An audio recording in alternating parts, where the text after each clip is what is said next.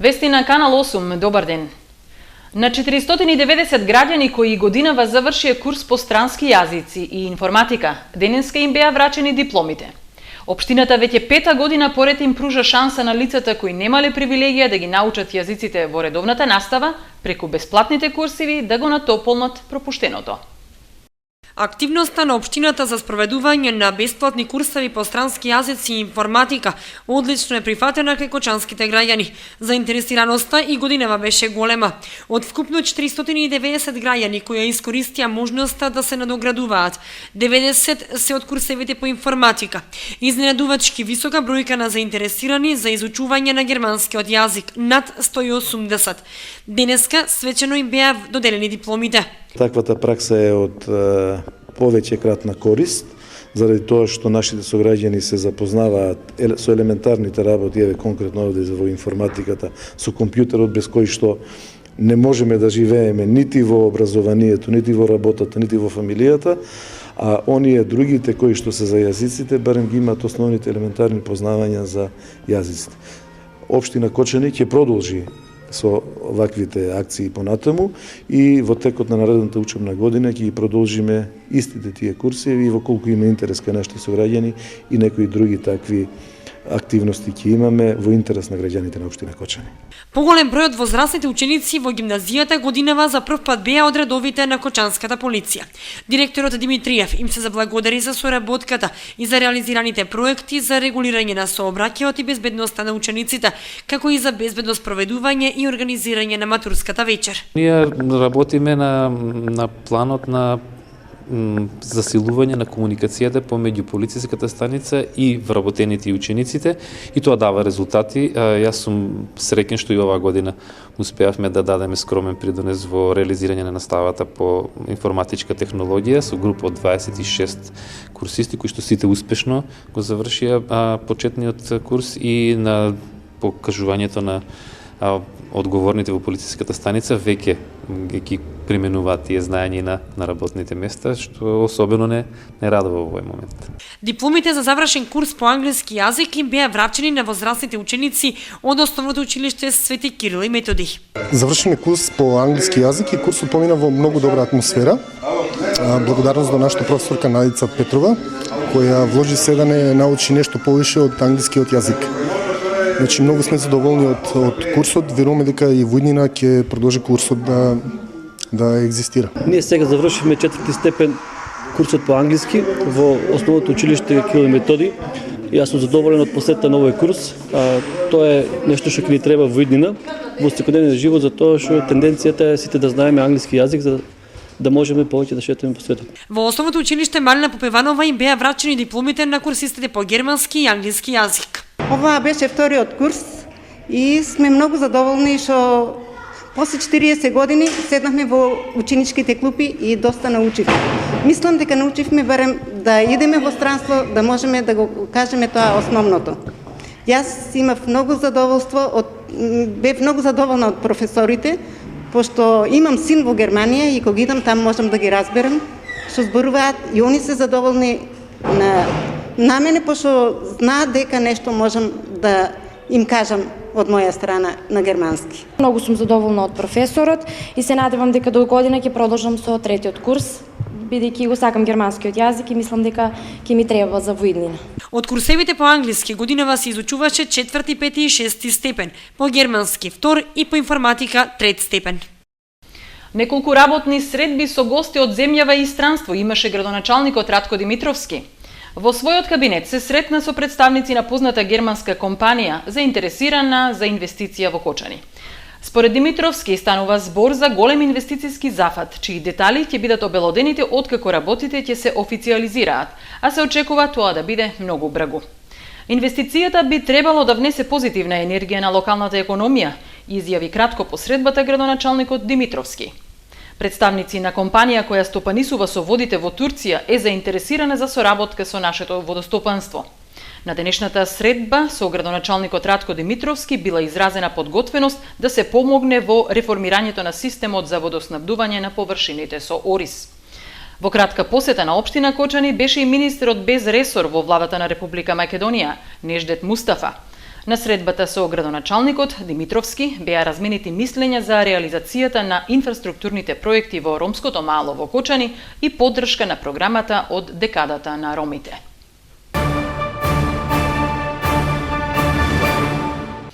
Семејството Јорданови од Горни Подлог се уште очекува помошта во градежен материјал за да ја поправи куќата. Нивното скромно живеалиште се сруши како резултат на поплавите во февруари. Импровизиран ѕид од кебиња, душеци и друг прирачен материјал е дел од скромната куќарка на семејството Јорданови од Горни Подлог. На таков начин, собственикот се обидел колку толку да ја затвори големата дупка што се појави како резултат на поплавите што го зафатија регионот во февруари. Скромниот објект тогаш не го издржа налетот на пороните дождови и влагата во ѕидовите, ѕидани со така наречена жива цигла. Во неговата внатрешност има само една собичка, во која живее 4-членото семејство. Примаат социјална помош и не можат сами да ја поправат штетата. Почекуваат помош од општината или од приватни фирми. Бараме помош. Да ми се даде помош, материјал, греди, летви и усимал и цемент. Гледаме дека има нешто добиено. Да, имам добиено преко, мислам, Јошовиќ ќе преко школото, 1 камион песок и 800 броја блокови. Сега за сега тоа од тама добиено, друг материјал немам добиено никој сега метал. Јорданови имаат 2 малолетни деца кои се школуваат, а 20 родители се невработени. Помошта за реновирање на скромниот дом им е неопходна сега, кога може да се гради. За овие 2-3 месеца најскоро гледам да ми се подаде помош да се изида. Жива цигла, мислам, ќе ударат на дождовето, ќе почне да попушта, ќе падне и тоа моментално. Веќе биле договорени и двајца мајстори ѕидари од селото, кои се согласиле без надоместок да помогнат во реконструкцијата на домот. Освен градежните блокови и песокот од средното училиште, Јорданови добија и помош во облека и храна од Центарот за социјални работи. Во моментот кога се срушил ѕидот од куќарката, внатре била сопругата. За среќа, поминала без последици. Општината ќе поставува автобуски постојки на неколку локации надвор од градот. Се прибираат понуди за најповолен изведувач, пошто за околу 2 месеци проектот би требало да биде завршен. 5 автобуски постојки треба да добијат населените места во општина Кочани, претежно во Рицко-планинскиот регион. Активноста се реализира по барање на граѓаните од овој дел од општината, па наскоро соодветни постојки со настрешници ќе добијат жителите од Полаки, Белин, Ивичани и други села. Локалната самоуправа веќе го објави јавниот тендер за избор на најповолен изведувач на објектите, што треба да бидат поставени на оддалеченост до 20 км од градот. Се планира настрешниците да бидат изработени од метал, а обврска на изведувачот ќе биде и да ги постави на предвидените локации. Овие автобуски постојки ќе бидат опремни така со клупи, озгоре покривната конструкција ќе биде од поликарбонат и се очекува дека наскоро ќе заврши јавната набавка, со што општината ќе започне со реализација поставување на овие автобуски постојки на места предвидени во Рицко-планинскиот дел. Прибирањето на понудите од заинтересираните изведувачи ќе трае до крајот на јуни. Од понудените цени за изработка и поставување на постојките ќе зависи и износот на вкупната инвестиција. Тоа заврши поставка, тендерска поставка, значи негде за месец и пол би требало да се отпочне со реализацијата на поставување на овие автобуски постојки. Во градот на повеќе локации од пред неколку години се поставени автобуски постојки како инвестиција на општината или донација од фирми. За жал, состојбата во која сега се наоѓаат, пред се поради дотраеноста на материјалот, но и поради несовесноста на одделни сограѓани, не ја овозможува нивната основна намена. Веројатно ќе треба во општината да се преземат активности за нивно реконструирање, но и за поставување нови на местата каде што недостасуваат.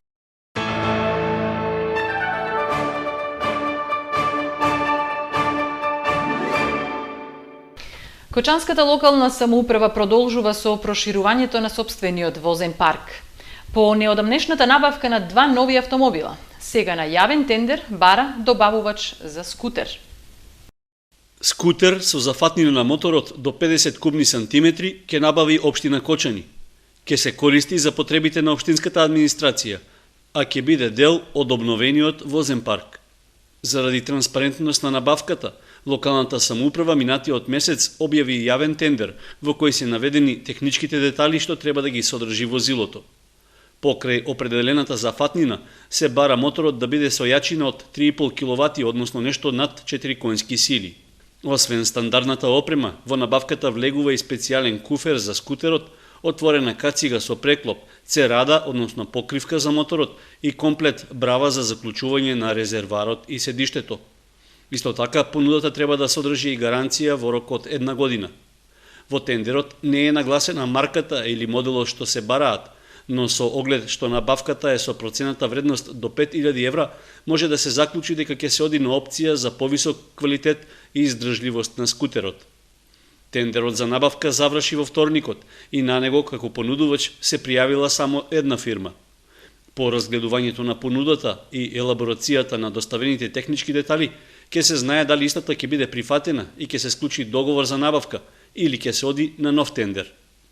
Во планот за купување нови возила за локалната самоуправа, неофицијално било предвидено годинава да се набават 2 скутери, но засега се оди на варијантата за само едно такво возило.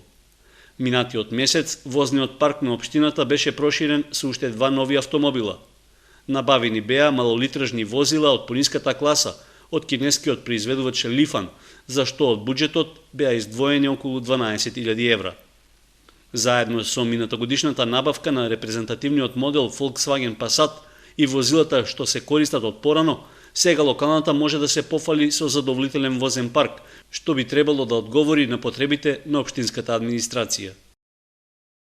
Јуни, како и мај и април, се трите месеци кога има најмногу каснување од змии. Внимавајте кога престојувате во природа, оти топлото време предизвикува змиите отровници да почнат да шетаат низ планините, на карпите, да ги има под големите камења, но и покрај реките, каде има високи треви и бујна вегетација. Со покачувањето на температурите во деновите што предстојат, се очекува да се појават и змиите и другите влекачи. Земјоделци веќе се сретнаа со нив изминативе 2 месеца во деновите кога температурите беа повисоки.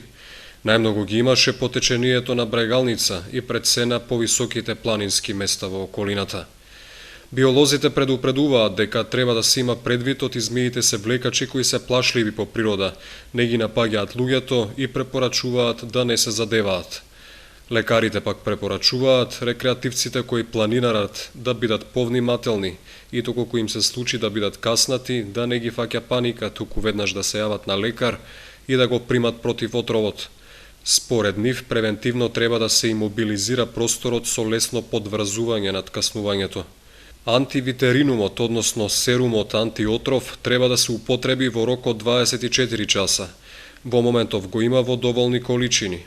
Него треба да го поседуваат сите болници и итната медицинска помош, бидејќи против отровот го нема во редовна продажба во аптеките. Тој треба да се чува во специјални услови, а во обичните аптеки тоа не е можно.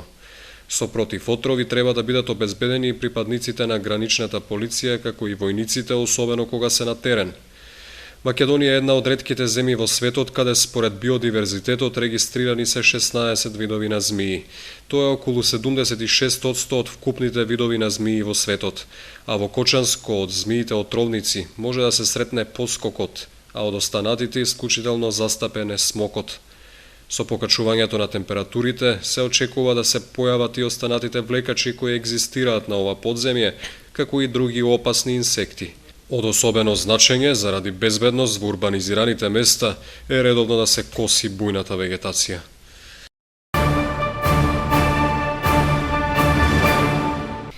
Четврток со почеток во 10 часот во ресторанот Аледер се одржува отворен ден на кариера.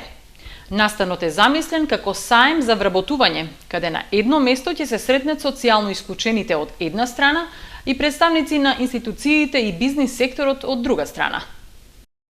Основна цел на настанот отворени денови на кариера, што освен во Кочани се организира и во Кичево, Охрид и Прилеп, е да ја промовира и унапреди соработката и комуникацијата помеѓу клучните страни вклучени во процесот на интеграција на маргинализираните лица на пазарот на трудот. Овој настан ќе овозможи и поттикне отворена и директна дискусија помеѓу представниците на локалните институции, Центарот за вработување, Дневниот центар и Центарот за социјални работи, локалните компании во улога на работодавачи, Припадниците на ранливите групи на популацијата и невладиниот сектор кој се занимава со проблемите и прашањата за подобра интеграција на маргинализираните групи воопшто во општеството, но пред се на пазарот на трудот. Настанот се организира во форма на саем за вработување. На ваков начин, на сите вклучени страни ќе им се даде во рамките на сите споменати фактори да имаат подобар простор да се самопромовираат, да дебатираат за најосетливите теми и проблемите со кои се соочуваат. Освен дискусијата, представниците на ранливите категории на луѓе, социјално исклучените, ќе можат директно лице в лице да разговараат со представниците на повеќе фирми и предпријатија и директно од нив да се информираат за потребите од работната сила, потребните квалификации, условите за вработување, како и на кој начин поефикасно да пристапат кон процесот на вработување.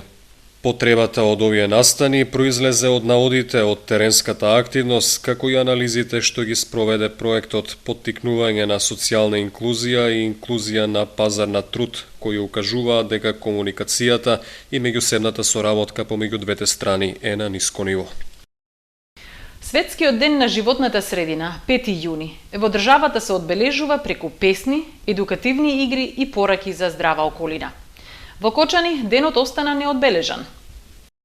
Ниту еколошките друштва, организации на граѓани, ниту пак одговорните во општината не покренаа иницијатива за одбележување на Светскиот ден на животната средина 5 јуни. Кочани одамна го изгуби епитетот најчист град во Републиката. На ниво на држава, Светскиот ден на животната средина се одбележа под мотото Мисли, јади, зачувај. Оваа година кампањата на Обединетите нации стави акцент на трошењето на храната, намалувањето на отпадот од храна и намалување на негативниот притисок врз животната средина. Кампањата цели на зголемување на свеста во земјите со животен стил, каде има голема загуба на храна. Исто така, една од целите е да се охрабрат луѓето да направат информиран избор на храната што ја јадат, како и да се намали севкупниот еколошки импакт што се должи на светското производство на храна. Светскиот ден на животната средина се прославува секоја година на 5 јуни со цел да се зголеми глобалната свест за преземање на позитивни акции.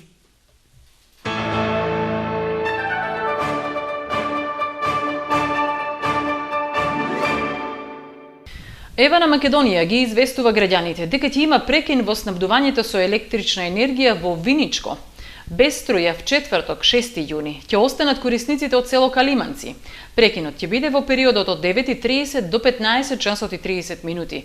А како што информираат од Евана, тоа е заради реализација на инвестиционите зафати за подобрување на квалитетот во снабдувањето со електрична енергија на корисниците во тој реон.